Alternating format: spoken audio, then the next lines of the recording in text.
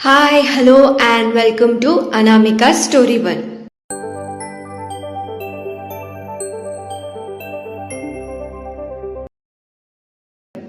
ఇవాళ మనం వినబోయే కథ మీరా, చాప్టర్ 67. ఇంకా ఆలస్యం చేయకుండా కథలోకి వెళ్ళిపోదాం. రాజారావు గారు సూరమ్మత్తతో అత్త నేను మిమ్మల్ని పిలవాలని అనుకున్నాను అని అన్నారు. నువ్వేంట్రా బోడి నన్ను పిలిచేది? ఇది నా మీరా తల్లి నిశ్చితార్థం, నేను రాకుండా ఎలా ఉంటా అని అంది సూరమ్మత్త. నిశ్చితార్థమా అని ఆశ్చర్యపోయి అంది మీరా. గౌతమ్ వెంటనే మంజుకి సైగ చేశాడు. మంజు ముందుకు వచ్చి, మీరా మనం పొయ్యి మీద కూర పెట్టాం కదా, అది మాడిపోతుందేమో చూద్దాం పదా అని అంటూ మీరా చెయ్యి పట్టుకొని అక్కడి నుంచి తీసుకెళ్ళిపోయింది మంజు. పిన్ని, మీరాకి ఇంకా ఈ విషయం తెలీదు అని అంది సీతాలక్ష్మి. అదేంటి సీత, దానికి చెప్పకుండా అసలు నిశ్చితార్థం వరకు ఎలా తీసుకొచ్చారు మీరు అని అడిగింది సూరమ్మత్త. మీరాకి చెప్పినా అర్థం చేసుకునే స్థితిలో తను లేదు కదత్తా అని అన్నారు రాజారావు గారు. అలా అని కూతురి అభిప్రాయం ఏంటో తెలుసుకోకుండానే నిశ్చితార్థం ఏర్పాట్లు చేశావా? ఇదెక్కడి న్యాయం రాజా అని అడిగింది గట్టిగానే సూరమ్మత్త.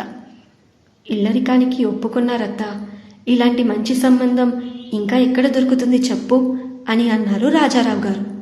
ఇల్లరికం వస్తున్నాడని దారిని పోయే దానయ్యకి నీ కూతుర్నిచ్చి కట్టబెడతావా?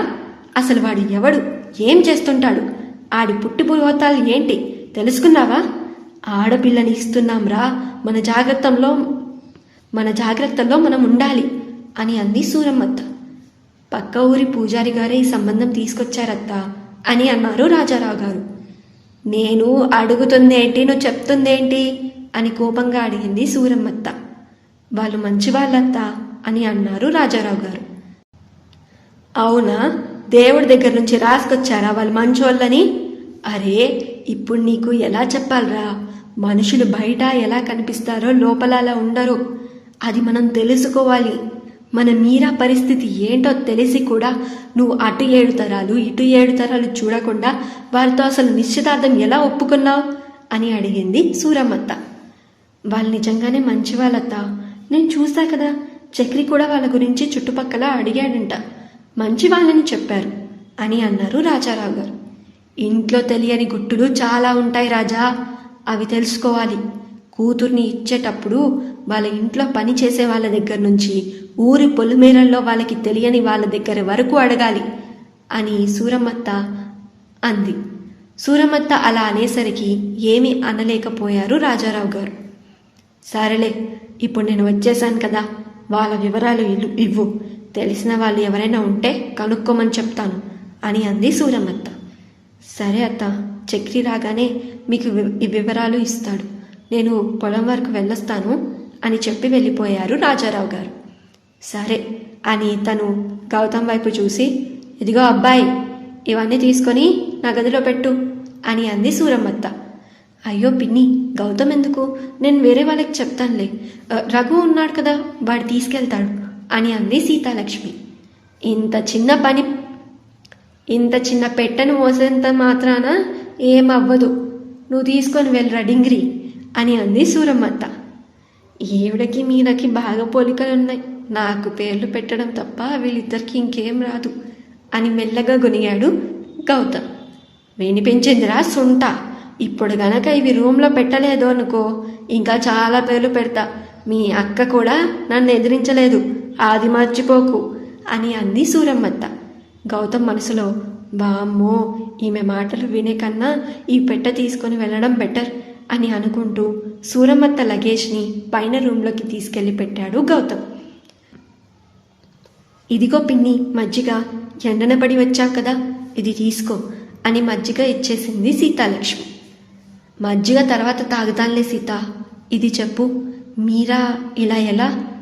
నేను వచ్చినప్పుడల్లా ఆ గది దాటి బయటికి వచ్చేది కాదు, నేను వెళ్ళి మాట్లాడిన చాలాసేపటి వరకు నాతో మాట్లాడేది కాదు, అలాంటిది ఇవాళ తనే వచ్చి నన్ను బామ్మ అని పిలిచింది, నాకు ఎంత ఆనందంగా ఉందో తెలుసా సీత అని అంది సూరమ్మత్త.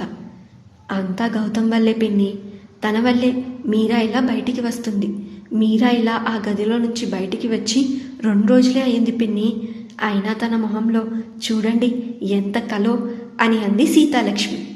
ఏమైంది నాకు స్పష్టంగా చెప్పు అని సీతాలక్ష్మి అని సూరమ్మత్త అడగగానే సీతాలక్ష్మి సూరమ్మత్తకి అంతా స్పష్టంగా చెప్పింది. వాళ్ళు మీరా కోసం పూజ చేయడానికి వెళ్ళిన రోజు నుంచి ఇప్పటి వరకు మీరా ఏమి అందో ఏం చేసిందో గౌతమ్ తనకి ఎలా నచ్చ చెబుతాడో అన్నీ చెప్పింది. చూసి మామూలోడే అనుకున్నా, కానీ మీరాని ఇంతలా మార్చేశాడంటే, అది 2 రోజుల్లో మార్చేశాడంటే పిల్లాళ్ళ ఏదో విషయం ఉంది అని అంది సూరమ్మత్త. చాలా మంచివాడు పిన్ని, వైదేహిలాగానే అని అంది సీతాలక్ష్మి. అవును, కోడలి పిల్లెక్కడా అని అడిగింది సూరమ్మత్త. చిన్నాని తీసుకొని అలా ఊర్లోకి వెళ్ళింది పిన్ని, వస్తూ ఉంటుంది అని అంది సీతాలక్ష్మి. మీరా మెల్లిగా వచ్చి సీతాలక్ష్మి పక్కనే నించుంది. మీరా, ఇటు రా తల్లి, ఇక్కడ వచ్చి నా పక్కన కూర్చో అని అంది సూరమ్మత్త. మీరా కొంచెం బేలగా మొహం పెట్టుకొని నేను రాను అని అంది. సరే ఇది చెప్పు, ఆ డింగ్రీ నిన్ను ఏడిపిస్తున్నాడు కదా అని అడిగింది సూరమ్మత్త. మీరా సైలెంట్గానే ఉండిపోయింది. ఏమైంది మీరా, బామ్మ అడుగుతుందిగా చెప్పు అని అంది సీతాలక్ష్మి. అమ్మా, నాకు నిశ్చితార్థం ఏంటి, పెళ్ళేంటి, పెళ్ళి చేసుకుంటే మిమ్మల్ని అందరినీ వదిలి వెళ్ళిపోవాలి, వాళ్ళు నన్ను తీసుకెళ్ళిపోతారమ్మా, నేను వెళ్ళనమ్మా అని అంది మీరా.